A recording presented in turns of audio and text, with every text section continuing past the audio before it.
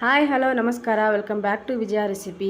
ನಾನಿವತ್ತು ಮಸಾಲೆ ರುಬ್ದೇನೆ ಬೇಳೆ ಮತ್ತು ತರಕಾರಿನ ಯೂಸ್ ಮಾಡಿಕೊಂಡು ತರಕಾರಿ ಸಾಂಬಾರು ಮಾಡೋದು ಹೇಗೆ ಅಂತ ಹೇಳ್ಕೊಡ್ತಾ ಇದ್ದೀನಿ. ಬನ್ನಿ ಆಗಿದ್ದರೆ ಮಾಡೋದು ಹೇಗೆ ಅಂತ ನೋಡೋಣ. ಬಿಸಿ ಬಿಸಿ ಅನ್ನಕ್ಕೆ ಈ ತರಕಾರಿ ಸಾರು ತುಂಬ ಚೆನ್ನಾಗಿರುತ್ತೆ ಫ್ರೆಂಡ್ಸ್. ಒಂದ್ಸರಿ ಟ್ರೈ ಮಾಡಿ ನೋಡಿ, ತುಂಬ ಟೇಸ್ಟಿಯಾಗಿರುತ್ತೆ. ಬನ್ನಿ ಆಗಿದ್ದರೆ ಮಾಡೋದು ಹೇಗೆ ಅಂತ ನೋಡೋಣ. ನಾನು ಬೇಳೆನ ಮೊದಲೇ ಬೇಯಿಸ್ಕೊಂಡಿದ್ದೀನಿ. ಬೇಳೆನ ಮೊದಲೇ ಯಾಕೆ ಬೇಯಿಸ್ಕೊಂಡಿದ್ದೀನಿ ಅಂದರೆ ತರಕಾರಿ ಬೇಳೆ ಎಲ್ಲ ಒಟ್ಟಿಗೆ ಬೇಯಿಸ್ಕೊಂಡ್ಬಿಟ್ರೆ ಮಸೆ ಟೈಮಲ್ಲಿ ತರಕಾರಿ ಎಲ್ಲ ಜೊತೆ ನುಣ್ಣಗಾಗ್ಬಿಡುತ್ತೆ, ತರಕಾರಿ ಕೈ ಸಿಗಲ್ಲ. ಅದಕ್ಕೋಸ್ಕರ ಬೇಯಿಸ್ಕೊಂಡಿದ್ದೀನಿ. ತರಕಾರಿನ ನಾನು ನುಗ್ಗೆಕಾಯಿ, ಸೌತೆಕಾಯಿ, ಒಂದು ಆಲೂಗಡ್ಡೆ, ಒಂದು ಕ್ಯಾರೆಟು ತೊಗೊಂಡಿದ್ದೀನಿ. ಎಲ್ಲ ಒಂದೊಂದು ತೊಗೊಂಡಿದ್ದೀನಿ. ನೀವು ಬೇಕಿದ್ರೆ ಜಾಸ್ತಿ ಆದರೂ ಹಾಕೋಬೋದು. ನಾನು ಒಂದು ಚಿಕ್ಕ ಈರುಳ್ಳಿನ ಉದ್ದುದಾಗಿ ಕಟ್ ಮಾಡಿ ಹಾಕೋತಾ ಇದ್ದೀನಿ. ಬೆಳೆದಿರೋ ಬೇಳೆಗೆ ಒಂದು 3 ಟೊಮೊಟೊ ಹಾಕೋತಾ ಇದ್ದೀನಿ. ಮತ್ತು ತರಕಾರಿಗೆ ಕಟ್ ಮಾಡಿ ತೊಳೆದು ಇಟ್ಟಿದ್ನಲ್ಲ ಅದನ್ನು ಹಾಕೋತಾ ಇದ್ದೀನಿ. ಹಾಕಿ ರುಚಿ ಸ್ವಲ್ಪ ಉಪ್ಪು ಹಾಕ್ತಾಯಿದ್ದೀನಿ, ತರಕಾರಿಗೆ ಇಡಲಿ ಅಂತ ಹೇಳ್ಬಿಟ್ಟು. ಸ್ವಲ್ಪ ಚೆನ್ನಾಗಿ ಬೇಯಲಿ ಅಂತ ಸ್ವಲ್ಪ ಅರಿಶಿನ ಪುಡಿ ಹಾಕ್ತಾಯಿದ್ದೀನಿ. ಹಾಕಿ 2 ಗ್ಲಾಸ್ ಆಗೋಷ್ಟು ನೀರನ್ನು ಹಾಕಿ ಬೇಯಕ್ಕೆ ಇಕ್ತಾಯಿದ್ದೀನಿ.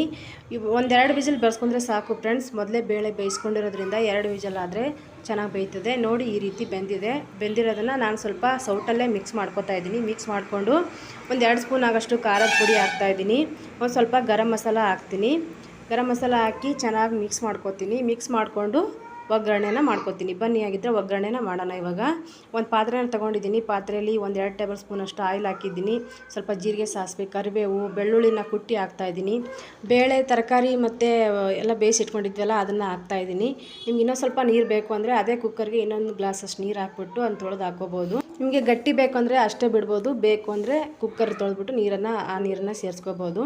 ನಾನಿವಾಗ ಕೊತ್ತಂಬರಿ ಸೊಪ್ಪನ್ನು ಸೇರಿಸ್ತಾ ಇದ್ದೀನಿ. ಕೊತ್ತಂಬರಿ ಸೊಪ್ಪು ಸೇರಿಸಿ ಒಂದು 2 ನಿಮಿಷ ಬೆಂದರೆ ಸಾಕು ಫ್ರೆಂಡ್ಸ್. ತುಂಬ ಬೇಯಿಸೋದೇನು ಬೇಕಾಗಿಲ್ಲ.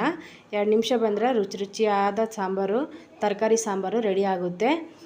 ಮಾಡಿ ನೋಡಿ ಫ್ರೆಂಡ್ಸ್, ನಿಮಗೆ ತುಂಬ ಚೆನ್ನಾಗಾಗುತ್ತೆ. ನಿಮ್ಗೆ ಇಷ್ಟ ಆಗುತ್ತೆ ಅಂತ ಅಂದ್ಕೊಂಡಿದ್ದೀನಿ. ಒಂದು ಸರಿ ಟ್ರೈ ಮಾಡಿ ನೋಡಿ. ರುಚಿಯಾದ ಬಿಸಿ ಬಿಸಿ ತರಕಾರಿ ಸಾಂಬಾರು ರೆಡಿ ಆಯಿತು.